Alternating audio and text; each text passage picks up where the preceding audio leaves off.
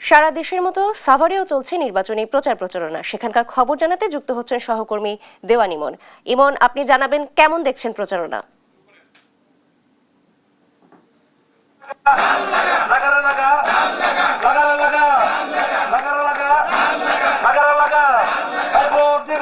নাবিলা, ধন্যবাদ আপনাকে। আমি এই মুহূর্তে রয়েছি সাভার পৌরসভার ছায়াবতী মহল্লা। এখানে দেখছি যে সকাল থেকে বিএনপি যারা নেতাকর্মী রয়েছেন তারা কিন্তু ধানের শীষ প্রতীকে কিন্তু নির্বাচনের যে প্রচারণা সেটি দেখতে পাচ্ছি যে চালাচ্ছে। এখানে রয়েছে বিএনপি এবং অঙ্গ সংগঠনের নেতৃবৃন্দ যারা, তারাই কিন্তু এই প্রচারণা বিভিন্ন মহল্লায় পাড়ায় ঢুকে কিন্তু তারা এই প্রচারণা চালাচ্ছেন। অন্যদিকে দেখছি যে প্রার্থীও কিন্তু তারা ভোটারদের দ্বারে ছুটে যাচ্ছেন। এখানকার যারা নেতৃবৃন্দরা যারা প্রার্থীর হয়ে প্রচারণা চালাচ্ছেন তারা বেশিরভাগই দেখছি যে প্রার্থীর বা দলীয় যে সমস্ত নির্বাচনের যে সমস্ত এজেন্ডাগুলো আছে সেগুলোই কিন্তু তারা তুলে ধরছেন। আর একজনের সাথে কথা বলবো।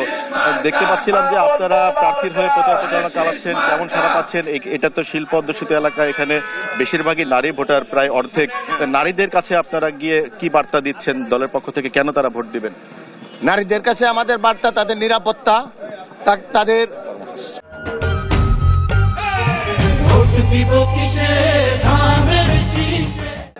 কর্মসংস্থান যাতে আরো বাড়ে, কর্মসংস্থান যাতে সৃষ্টি হয় সেই রকম একটা প্রচেষ্টা আমাদের দল ক্ষমতায় গেলে নিবেন। আমাদের নেতা ডাক্তার দেওয়ান মোহাম্মদ সালাউদ্দিন বাবু ভাই এই সাভারে বিশেষ করে শিল্পাঞ্চল হিসাবে এইখানে নারীরা যাতে অতিরিক্ত নিরাপত্তার সাথে চলতে পারে সেই ব্যাপারে 100 দিনের একটা কর্মসূচি ঘোষণা করেছেন। তিনি বলেছেন নারী নিরাপত্তা সবার আগে, সাভারের মানুষের নিরাপত্তা সবার আগে। সাভারকে একটা সুষ্ঠু, সুন্দর, আধুনিক এবং বসবাসযোগ্য সাভার গড়ে তোলার জন্য তিনি 100 দিনের কর্মসূচি দিয়েছেন। সেখানে ডিটেলস আলোচনা করা আছে। সাভারের মাদক, সন্ত্রাস, তারপর চাঁদাবাজি, ভোটপাত দখল থেকে শুরু করে যেসব অপরাধ আছে সব কিছু তিনি 100 দিনের ভিতরে নির্মূল করে দিবেন ইনশাআল্লাহ।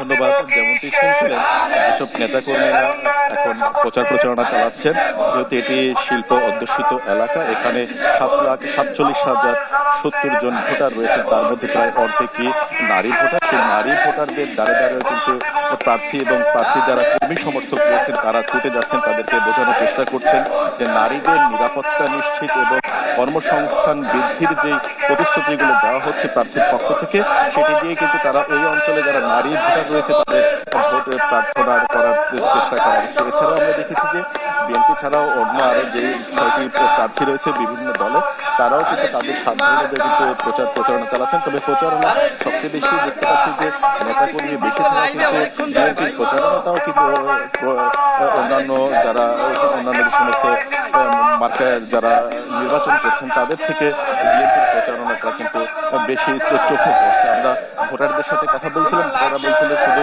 প্রতিশ্রুতির ফুলঝুরি নয়, যারা প্রকৃত অর্থে তাদের যে জীবনমান উন্নয়নে কাজ করবে সেই ব্যক্তিদেরই কিন্তু এবার বেছে দিবেন তারা। এবং সাভার যেহেতু শিল্প অধ্যুষিত এলাকায়, এখানে উন্নয়নের যেই পরিমাণ ছোঁয়ার প্রয়োজন ছিল বিগত দিনে সেটি এখনো পর্যন্ত কিন্তু একে সাভারে নাই। তাই এখনকার যারা নির্বাচনে প্রার্থী হয়েছেন তারা বলছেন যে এবার সত্যিকার অর্থে আমল পরিবর্তন আসবে সাভারে, এবং সেটি শুধু এখন প্রতিশ্রুতি না, এটি বাস্তবায়িতই হবে এবারের নির্বাচনের মধ্য দিয়ে, সেটি বাস্তবায়িত হবে। এই ছিল আমার কাছে নাবিলা সাভার থেকে নির্বাচনী প্রচারণার সর্বশেষ।